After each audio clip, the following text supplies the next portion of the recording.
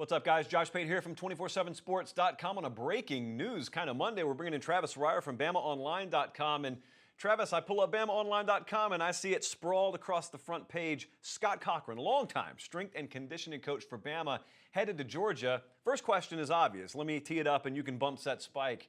What in the world was your reaction when you saw this, and how big an impact is this?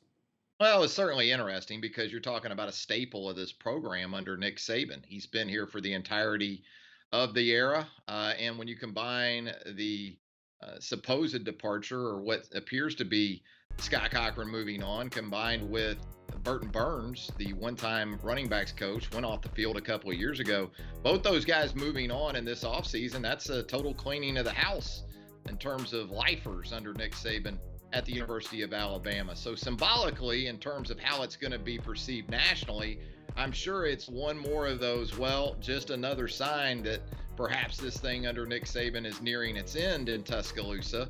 I would caution against that simply because this is also a program that has won 5 national championships under Nick Saban with 4 different offensive coordinators. So it is proven that through change at very important spots, which Scott Cochran's commitment and his performance has been exemplary and totally necessary for Alabama to do what it has done over these last 13 years. Nick Saban always has a pretty good plan of where he's going to go next. Maybe it'll be a guy like Aaron Feld at Oregon. Maybe it's a guy like Wilson Love at Ole Miss. Who knows? But he has shown that even with transition, he can keep this thing sort of steadied and moving right along. Travis, I mean, you're ingrained day to day there on the message board on BamaOnline.com, and there were some sort of quiet whispers of discontent about the injury situation at Alabama over the last couple of years. Now, you nor I know what can be attributed to strength and conditioning, but inside the Bama camp here, fan base and then behind the scenes, what has the reaction been behind the scenes as opposed to the meltdown that we've seen in social media spaces? Yeah, I don't think there's been a huge reaction to that over off Bryant Drive. I think they're always trying to evolve and doing their due diligence between the relationship of strength and conditioning and football and the athletic training people, which, by the way, Jeff Allen, another long timer in that department, very critical to this team and this program's success. So keeping him around is vital as well.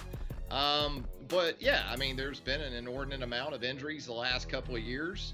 I'm sure there has been introspection performed by Nick Saban when it comes to everything they do on a daily basis. If it comes to nutrition or strength and conditioning or practice plan or just how they go about their daily business, I don't have any question that every rock has been looked under to try to get an answer to that. I think a big part of the reason for what we see these days is just bigger, stronger, faster, Josh. I mean, these guys are all dynamic in their movements. And, when you consider, again, the size and measurables of these individuals and some of the things they attempt to do, ligaments, joints, and bones, they all sort of have their breaking point.